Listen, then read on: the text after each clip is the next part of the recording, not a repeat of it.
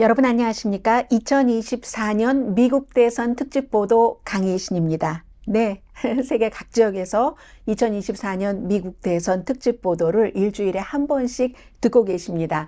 오늘은 일단 기본적인 글쎄요, 프리뷰라고 말씀드릴 수 있을까요? 지금 현재 민주당의 대선 후보인 카말라 해리스 부통령, 그리고 공화당의 대선 후보인 도널드 트럼프 전 대통령의 현재의 캠프 상황이 어떤지를 전해드리겠고, 또 당연히 이번 여론과 판세 전해드리겠습니다. 또한 지금은 해리스 후보 더할 나위 없이 좋지만 어떻게 될지 알 수 없는 일이죠.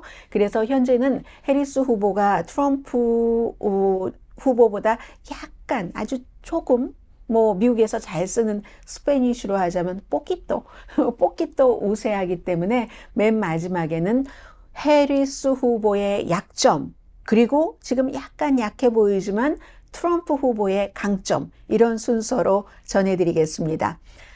매주 일주일에 한 번씩이요. 저희 미주 본사가 있습니다.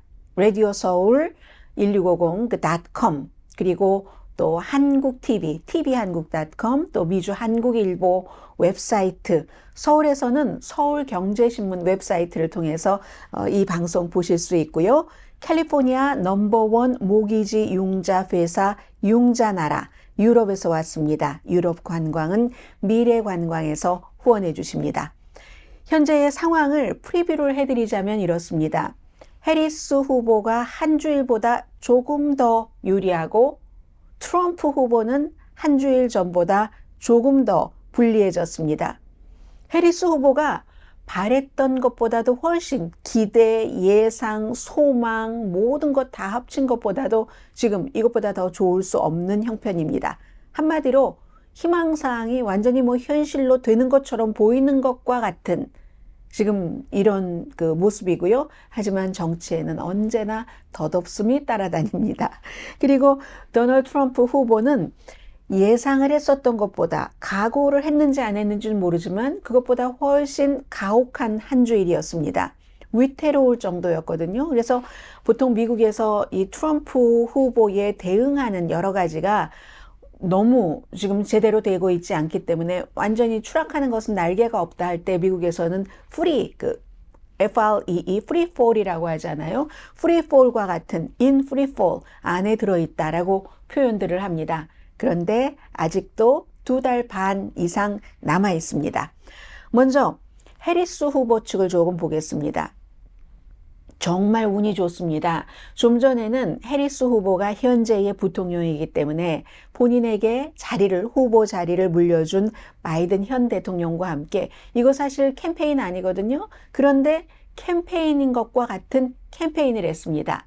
원래 예정이 돼 있었던 곳이고, 원래대로라면 바이든 대통령이 딱 먼저 얘기를 하고 카멜라 해리스는 maybe 얘기 안 할 수도 있겠죠. 그런데 오늘은 상황이 완전히 뒤집혀서 해리스 후보가 먼저 열심히 얘기를 합니다. 그리고 바이든 후보가 아니라 바이든 현 대통령에게 마이크를 넘기거든요. 축하하는 것과 같은, 얼마나 그동안 바이든 행정부가 처방약값 줄이기가 미국에서 너무너무 중요한 이슈입니다. 이걸 좀 했어요. 그래서 그걸 우리가 어떻게 할 수 있었고 해냈다 하는 축하를 하는 자리였는데, 이 자리에서 당연히 해리스 후보 요즘 말 잘하니까 말 잘했고, 그리고는 바이든 대통령을 감사하다, 추켜 세우는 거 해야지 되지 않겠어요? 그래서 Thank you, 조 바이든이니까요. Thank you, 조 하면 사람들이 또 Thank you, 조 열심히 했습니다. 그리고 오늘은 바이든 대통령이 오히려 트럼프 때리기를 하더군요. 이름을 잊어버린 것처럼, 트럼프 이름을 잊어버린 것처럼 하면서 도널드 트럼프잖아요. 도널드 하다가 도널드 하다가 whatever 이런 식으로, 아니면 도널드 dump 쓰레기 이렇잖아요. 그렇게 얘기하고 민주당들이 완전히 지금 기세가 등등하니까 너무너무 사람들 좋아하는 그런 분위기였고요. 오늘 이렇게 해리스 후보가 연설하는 것을 옆에서 지켜보는 바이든 대통령을 보니까, 내가 대통령이었었을 때 뒤로 숨지만 말고 이렇게 밖으로 나왔어야지 되는가 하는 후회를 하지 않았을까 하는 생각도 들고요. 그러나 어쨌든 바이든 대통령은 본인이 약점을 나이에서 오는 것을 모두 드러냈으니까 이렇게 지금 민주당은 현 대통령이 자신이 물려준 그 자리를 열심히 캠페인을 하고 있는 해리스 후보를 도와주는 겁니다. 현직에 있을 때는 여러 가지 이런 이점이 많이 있습니다. 오히려 한국보다도 훨씬 그 선거 운동을 하기에 좋은 그런 게 이제 미국의 현직의 입장이고요. 그리고 오늘 이렇게 보면은 똑같은 뭐 처방 약값 줄이기, 그러니까 큰 제약회사가 돈 벌려고 약값을 비싸게 책정해 놓은 것을 말하자면 우리 민주당 정부에서 그걸 싸게 했다. 뭐 당뇨병 치료제 같은 그런 거, 인슐린 같은 것을 얘기를 하는 거죠. 그런데 메시지는 똑같습니다. 메시지는 똑같은데 어떤 때는 컨텐츠, 메시지가 중요하다고 할 때가 있잖아요. 오늘 아마 민주당의 여러분들은 확인을 하셨을 겁니다. 메시지도 중요하지만 메시지보다 때로는 더 중요한 게 메신저, 그 메시지를 전하는 메신저가 얼마나 효율적으로 전하는가.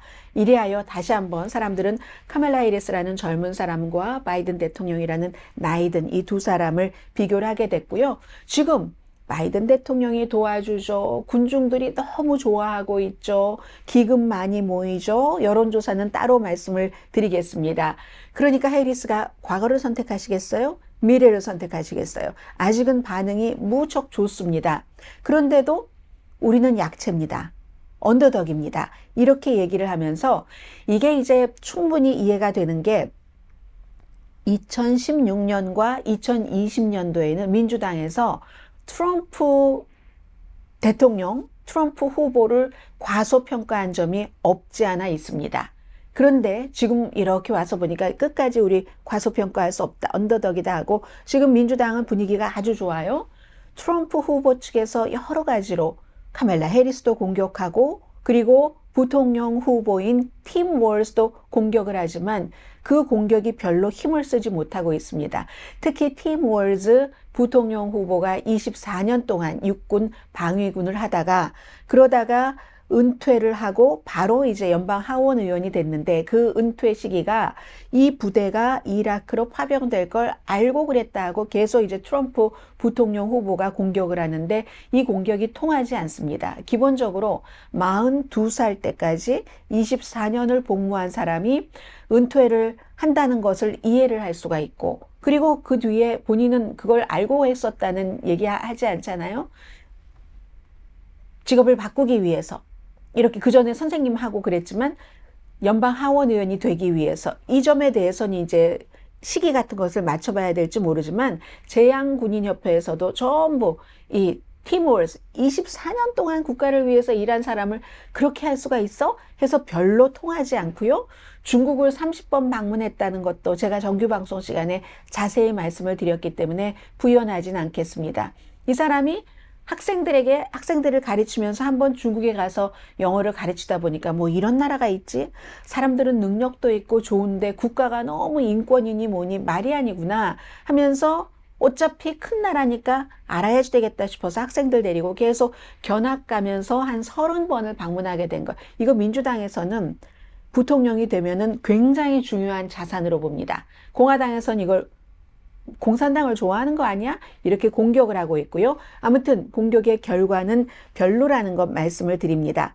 게다 대고 민주당이 좋은 것 또 한 가지만 말씀을 드리자면 이게 아마 미국이 아닌 다른 나라에서 듣고 계시는 분들은 미국은 참 이상하네. 아니 낙태를 국가에서 하지 말라고 규정을 한다고 이렇게 생각하실 수도 있는데 그런 것에 반발하는 공화당주에서도 이건 안 되겠어. 우리가 그동안 쭉 낙태 권리를 가지고 있었던 것을 지켜야지 되겠어 하고 대통령 선거를 하는 그날 투표용지에 같이 올라갑니다. 이게 특히 격전지인 네바다와 애리조나에서도 딱 올라가도록 최종적으로 결정이 됐거든요. 왜냐하면 그렇게 주민 발의안에 놓으려면 사람들의 그 청원하는 서명이 있어야지 되기 때문에 그래서 이런 모든 것들이 다 해리스 후보에게 엄청 좋게 돌아가고 있습니다. 왜냐하면 낙태를 지지하는 사람들 아니 지지한다기보다도 왜 나의 낙태를 국가에서 이래라 저래라 하지? 그건 민주주의가 아니야. 나의 권리가 침해당하네? 라고 생각하는 남자와 여자가 딱 나가서 그리고 민주당 표가 많아진다는 얘기잖아요. 이런 식이고요. 트럼프 후보입니다. 지금은 운이 나빠 보입니다. 트럼프 후보가요. 여러분 이런 얘기, 리마인드 하는 거 최근에 들어보셨어요? 처음에 대통령 선거에 나갔을 때도 굉장히 운이 좋았고 2020년도 재선에 나갔을 때도 사실은 운이 좋았습니다. 그런데 본인이 떨어지긴 했지만 2016년도에는 힐러리 클린턴이 상대였잖아요. 트럼프를 싫어하는 사람도 엄청 많았지만 힐러리 클린턴도 만만치 않게 싫어하는 사람이 많았던 후보거든요. 그랬기 때문에 그 자체가 어쩌면 트럼프보다도 더 인기가 없는 힐러리 클린턴, 뭐 부분적으로 힐러리 클린턴에게 거만하긴 말이야 하면서 아우 재수없어 이렇게 생각했던 사람 엄청 많거든요. 그런데 검증이 됐었잖아요. 그 당시에 퍼스트 레이디로서 막 헬스케어 개혁을 한다고 하니까 미국도 아직 여성들이 그렇게 위에서 막 일하면 설친다고 하거든요. 물론 그때 이후 지금은 많이 달라지긴 했지만 그에 비해서 트럼프는 당시에 검증되지 않고 자수성가했다고 막 뭐 거짓말 많이 쳤으니까 금수저잖아요. 자수성가라니요. 그랬으니까 사람들이 나도 저 사람처럼 부자가 될 수 있는가? 나라를 저 사람이 부자로 만들면 나도 부자가 되겠지 하는 그런 기대해서 상대가 약체였다는 것. 그리고 얼마 전까지만 하더라도 바이든이라는 정말 2020년보다 훨씬 약해진 후보와 싸우게 됐는데 상황이 갑자기 달라진 겁니다. 이건 81세의 무력한 바이든을 위해서 열심히 준비를 해왔는데 위해서가 아니라 바이든에게 이기려고 아니 20살 아래인 59살의 카멜라 해리스 19살 차이네요. 카멜라 해리스 그것도 여자고 아프리칸 아메리칸이고 소수인종이고 이렇게 되니까 방향 감각을 여전히 찾지 못한 것으로 보입니다. 선거 유세도 많이 안 했어요. 그리고 어제 그제 노스캐롤라이나주에서 경제 중심이다 하고 선거 유세를 하는데도 한국 언론에는 경제 중심으로 돌아갔다라고 얘기하는데 제가 볼 땐 그렇지 않았거든요. 경제에 관한 얘기도 했지만 여전히 카멜라 해리스를 인신공격을 했습니다. 어떻게 인신공격을 했냐면요. 저 웃음은 본인의 경력을 잡아먹는 웃음이야. 경력에 위협이 되는, 커리어에 위협이 되는 웃음이야. 그리고 미친 사람이 저렇게 웃는 거지 보통 사람은 그렇지가 않아. 이런 식으로 계속 이제 뭐 또 경제가 불타오르는데 말이야. 부통령 집무실이랑 대통령 집무실이랑 10발자국 떨어졌어. 그런데 10발자국 떨어지는 곳에서 아무것도 하지 않고 키득키득 웃기만 했단 말이지. 그런 식으로 웃음도 뭐 여러 가지가 있잖아요. 스마일이 있고 키득키득 웃기만 했단 말이지. 이런 식으로 굉장히 골리고 비난을 무척 많이 했습니다. 그런데요. 이게 전에는 통했을지 모르지만 왜냐하면 바이든이 워낙에 대응을 하지 않기 때문에 그런데 지금은 이 카멜라 해리스가 아주 적절한 시기에 적절하게 대응을 하기 때문에 이렇게 말하는 트럼프를 사람들은 나이가 많은 심술궂은 노인 이렇게 보기 시작했다는 겁니다. 특히 트럼프 지지층에서는 안 그렇겠지만 지금도 너무나 좋아하겠지만 우리 뭉쳐야 된다 이런 마음이 있겠죠. 그러나 그 사람들은 원래 뭉쳐있기 때문에 투표에 아무 상관없습니다. 중도층, 좀 교육받은 사람, 여성들 같은 사람은 정말 못 봐주겠네 이렇게 얘기를 한다는 거거든요. 어제도 보니까 사기꾼이다. 크룩드라는 표현하죠. C-R-O-O-K-E-D 크룩드 힐러리, 크룩드 바이든 하더니 다시 크룩드 해리스 하거든요. 달라진 게 없어요. 너무 올드 패션이 그대로 나오고 IQ가 낮아. 그래서 지금 이제 트럼프 후보가 이제 마치 막 백악관인 것처럼 지금까지는 그런 백그라운드를 만들진 않았는데 하얗게 해서 백악관처럼 만들고 성조기 걸어놓고 로즈 가든처럼 뭐 기자들의 질문을 받던데 그런 얘기를 하면서도 카멜라 해리스는 IQ가 나빠서 이런 기자회견 같은 거 못해. 이제 할 겁니다. 못해. 이런 얘기를 하고 군중이 많이 모이면 가짜라고 하고 저 인공지능으로 다 조작한 거라고 하니까 사람들이 그걸 예전에는 믿었던 사람들도 많지만 누가 그걸 더 이상 믿겠습니까? 여전히 아직도 부정선거라고 얘기를 하고 하니까 본인이 스스로를 더욱 이렇게 끌고 내려간다고 할까요? 지금 그런 분위기거든요. 즉흥적으로 하는 것이 좀 여전하고 하기 때문에 no more. 똑같은 쇼는 이제 no more. 이렇게 얘기하는 사람들이 굉장히 많고 교회의 여성들이 트럼프 후보에게는 굉장히 중요한 표인데 그런 사람들은 이제 저런 것을 보면서 웃는 게 아니라 예전에는 막 쇼 보는 것처럼 재밌다고 웃었는데 이제는 불편해합니다. 불편해하고 그리고는 또 이번 주에 트럼프 후보가 일론 머스크와 본인들은 컨버세이션이라고 하고 언론 매체에서는 인터뷰라고 얘기를 하는데 그것도 크게 성공한 것 같지 않습니다. 지난번에 그 토론이요. 6월 27일에 바이든과 트럼프의 토론을 5,100만 명이 봤잖아요. 그런데 지금 이 컨버세이션은 피크 타임에 130만 명 정도가 봤다고 하고 거기에 무슨 정확한 얘기한 게 아니라 계속 사람들을 욕하고 뭐 거기에 또 팩트 체크는 말도 못하게 그런 게 많기 때문에 지금 트럼프 진영에서 그러시면 안 된다. 이거 정책 대결로 가야지 된다. 경제와 이민 중심에. 그런데도 아직도 이 트럼프 후보는 좀 확실하게 딱 그렇게 정책 대결로 가야지 되겠다 하는 그 마음가짐이 들어선 것 같지는 않다 하는 것을 얘기를 하고요. 또 하나 너무너무 중요한 게 지금 제일 다 중요하지만 격전지는 펜실베니아와 조지아주가 무척 중요하거든요. 그런데 조지아주에 가서 트럼프 후보가 조지아에 너무 인기 있는 뭐 여론조사하면 65% 인기가 있습니다. 왜냐하면 조지아주에 무슨 한국 회사들도 많이 들어갔잖아요. 많이 들어가면은 미국에서 너무 고마워합니다. 한국에 대해서도 고마워하고 자동차 회사에 대해서도 고마워하고 그리고는 일자리를 만들어주니까. 그런데 그렇게 일자리를 만들어서 인기 있는 주지사를 막 욕해요. 공화당 주지사를. 본인이 예전에 얘기했던 투표 찾아내라는 걸 찾아내지 않았다고. 그러면 이 사람이 가만히 있다가 같은 공화당이니까 뭐라고는 안 하겠지만 그걸 막 도와주고 싶은 마음이 나겠습니까? 그래서 조지아주까지 가서 조지아 주지사를 막 그렇게 비난하는 것도 트럼프 후보가 아직은 이 틀을 잡지 못한 게 아닌가 뭐 그런 얘기가 들고요. 심지어는 해리스를 위한 공화당 이런 그 어떤 Republicans for Harris라고 해서 우리가 도저히 트럼프에게는 투표를 할 수가 없다. 민주당도 아니고 공화당인 건 맞고 그리고 해리스의 이슈에 반대하는 것도 맞지만 트럼프는 도저히 이건 아니야.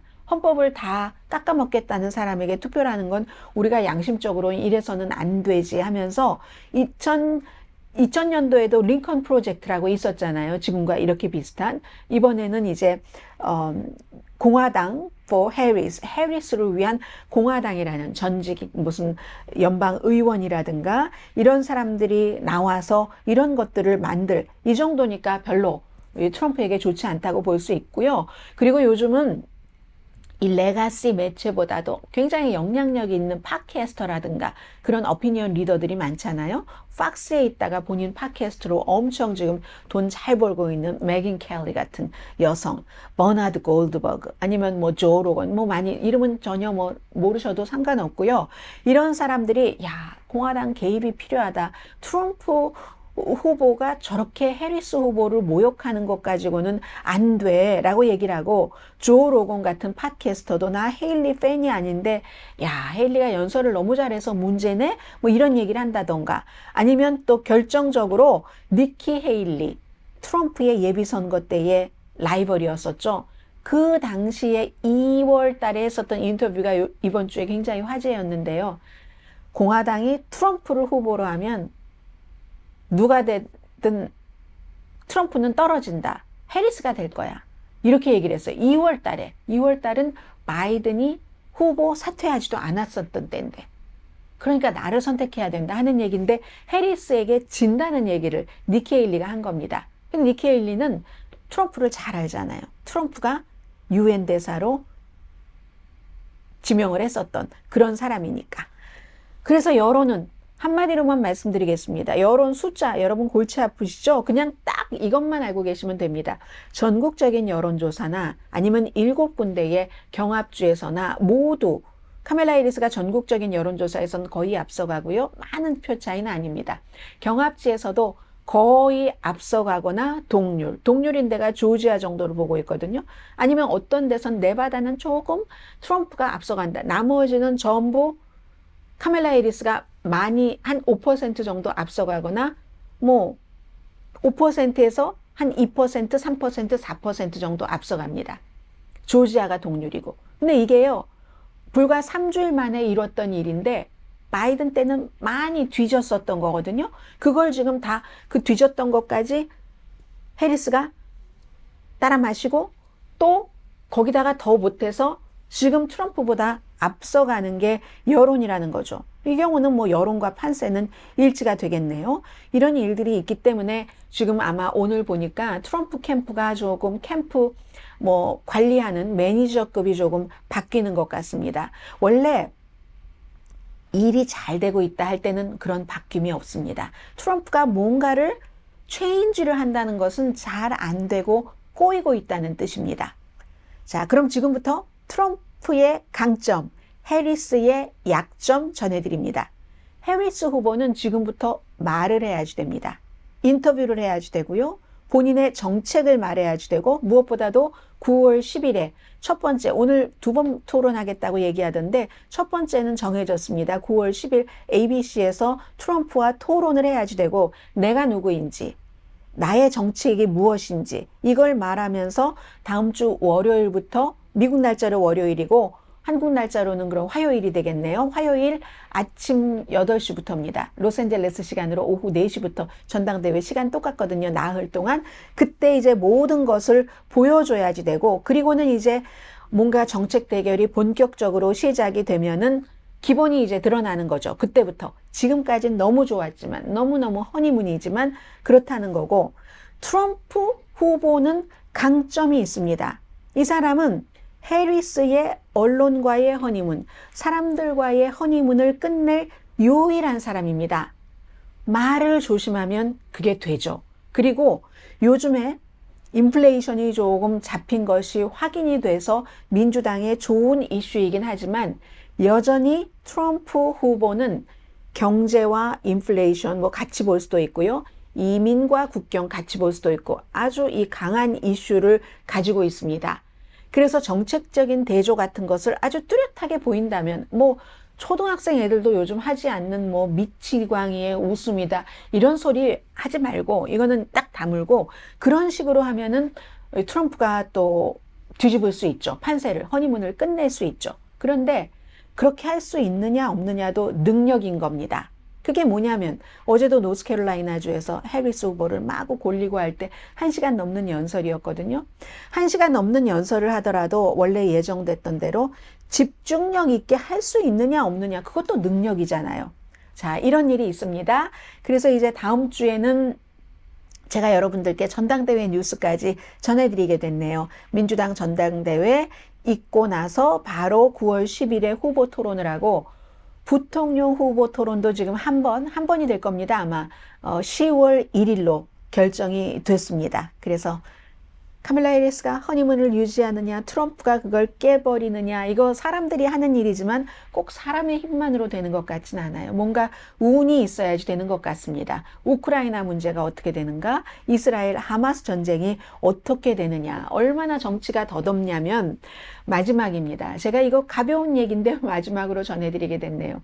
로버트 케네디 주니어가 왜 얼마 전에 트럼프 후보와 전화 통화를 했잖아요. 그때 트럼프 후보가 좋은 자리 줄 테니까 뭐 이렇게 통화를 하면서 전당대회까지 밀와키까지 가서 만나고 했죠. 그리고 그 통화하는 것을 어찌어찌하여 뭐 그게 영상으로 촬영이 됐는데 이 로버트 케네디 주니어의 아들이 그걸 아버지하고 의견이 다른 거예요. 그러니까 이렇게 뒷거래를 한다 하는 식으로 폭로를 해버렸고 나중에 걷어냈지만 X에서 그랬는데 그 로버트 케네디 주니어가 케네디 가문의 그 사람이 지금 무소속으로 출마하면서 카밀라 해리스에게 만나자고 나에게 장관직을 주면 내가 후보에서 사퇴하고 공식 지지해 주겠다고. 카밀라 후보가 만나겠습니까? 안 만나요. 여론조사 하는 거 보면은 로버트 케네디 주니어가 들어가 있으면 카밀라가 더 올라갑니다. 요즘에. 많이 바뀐 거예요. 그래서 정치가 더덥다는 거죠. 불과 몇 주일 사이에. 그렇기 때문에 바이든이 국정연설을 할 때가 3월 달이었거든요. 너무 잘했어요. 저런 젊은이가 없었습니다. 그런데 6월 27일에 확 무너지고 말았잖아요. 지금 2개월 반 이상이 남았기 때문에 이렇게 빨리 바뀔 수 있는 것은 또다시 바뀔 수도 있는 것이다. 그러므로 Stay tuned. 다음 주에는 제가 민주당 전당대회와 함께 어떤 판세와 여론이 바뀌었는지, 한쪽으로 더 강해졌는지를 전해드리겠습니다. 2024년 미국 대선 특집 보도 강혜신이었습니다. 날마다 여러분들께서 업데이트를 보고 싶으시면 강혜신의 오늘의 미국을 찾아보시면 될 것 같고요. 캘리포니아 넘버원 모기지 융자 전문 회사 융자나라, 유럽에서 왔습니다. 유럽 관광은 미래관광 공동후원이었습니다. 이 어느 관광회사에서 보여주는 세계의 아름다움도 아름다움이지만 지금부터 11월 5일 미국 대선이 치러지는 그때까지 미국의 이 선거 뉴스는 무척 재밌을 겁니다. 제가 보장 드릴게요.